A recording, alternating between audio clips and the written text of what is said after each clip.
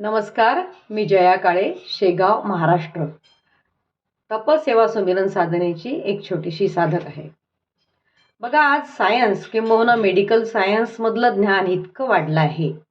अनेक screening test, diagnostics test, MRI, CT scan, अनेक प्रकारचे स्पेशलायझेशन इतकं वाढलं की आज जर मी म्हटलं की करंगळीचा एक डॉक्टर आणि अंगठ्याचा वेगळा डॉक्टर आहे किंवा डाव्या डोळ्याचा वेगळा डॉक्टर आणि उजव्या डोळ्याचा वेगळा डॉक्टर आहे, तरी कोणाला आश्चर्य वाटणार नाही.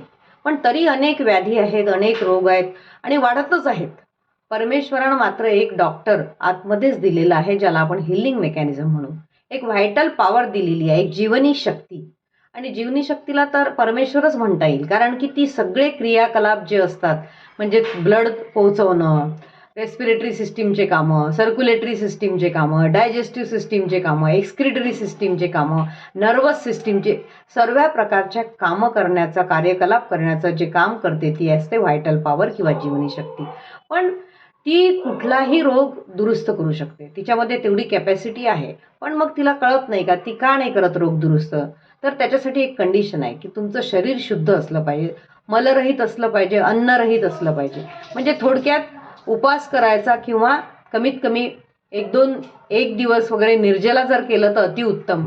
आणि या उपवासात काय होते की कोलनमधला खूप जुना जो जीर्ण मळ असतो तो एनिमा करून करून काढून टाकावा लागतो. आणि जेवणामध्ये नंतर ओरिजिनल, रिजनल, सीझनल फ्रूट्स आणि व्हेजिटेबल, स्प्राउट्स आणि सीड्स ह्या खाव्या लागतात.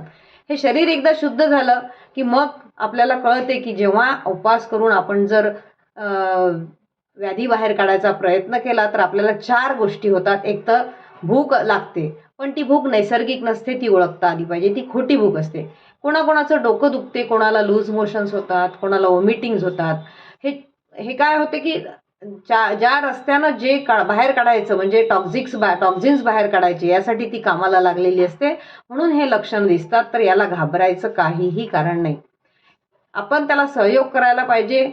त्वचेची सफाई 2 टाईम आंघोळ करून, त्याच्यानंतर एनिमा घेऊन मलाशयाची सफाई, वमन करून आमाशयाची सफाई आणि ध्यान करून मनाचं डिटॉक्सिफिकेशन. आपण असं जर त्याला सहकार्य केलं तर ती चांगलं काम करते. काही लोक प्रत्येक समस्येचं समाधान बाहेरच काढतात. जसं की गोळ्या घेऊ दे, इंजेक्शन घेऊ दे, औषधं घेऊ दे, ऑपरेशन करू दे, किमो घेऊ दे किंवा विविध डायग्नॉस्टिक टेस्ट, अगदी मृत्यू येईपर्यंत गोळ्या, इंजेक्शन. आता 90% लोक हेच करतात. म्हणून तेच बरोबर आहे का?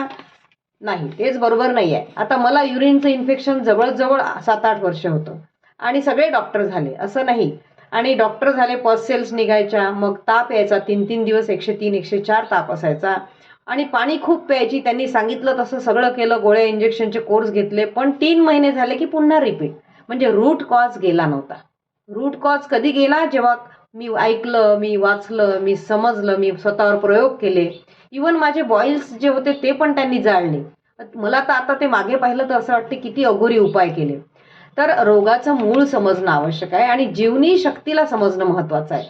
आणि म्हणून म्हणतात की कस्तुरी कुंडल बसे मृग ढुंडे बनमाही, की कस्तुरी त्या याच्या बेंबीतच असते हरिणाच्या, पण तो पूर्ण जंगल फिरतो. तसं आपलं झालंय. आणि मृत्यूची भीती असल्यामुळे आपण अनेक प्रयोग करतो. शरीरात तोच प्रभू, ती जीवनी शक्ती, सर्व काही तोच करतो, हे महत्त्व समजलं पाहिजे. आणि ती कशामध्ये खर्च होते? तर आपण वियोगामध्ये ती जास्त खर्च होते. आपण मेंटल वर्क करतो त्याच्यामध्ये, मानसिक काही शारीरिक कामापेक्षाही ती मानसिक कामामध्ये जास्त खर्च होते. अजून ती कशात खर्च होते?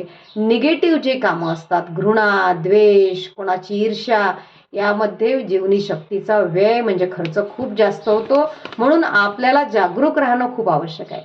अत्यावश्यक आणि अपरिहार्य कामासाठीच ही मौल्यवान जीवनी शक्ती वापरली पाहिजे. आणि डायजेस्टिव्ह सिस्टीमवर जास्त लोड न येण्यासाठी जास्तीत जास्त रसाहार, 50 नंतर तर रसाहार आणि फ्रूट्स आणि याच्यावर आपण छान जीवन जगू शकतो, ग्रेन्स शक्य तितके कमी घेऊन.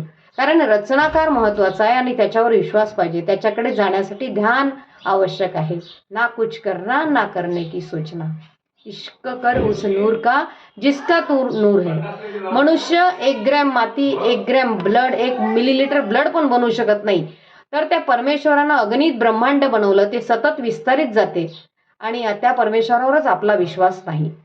भवानी शंकरो वंदे श्रद्धा विश्वास रूपिणी, याभ्या विना न पश्यन्ति सिद्धाः स्वान्तः स्थमीश्वरम. इवन सिद्धांनाही ते मिळत नाही जर श्रद्धा विश्वास नसला तर ही तपसेवा सुमिरनची जी अलौकिक अचूक शास्त्रसंमत अशी जी साधना आहे सायंटिफिक, ती श्रद्धा आणि विश्वासानं करा. तीनही सूत्र सांभाळणं महत्वाचं आहे. तप, सेवा आणि सुमिरन. धन्यवाद.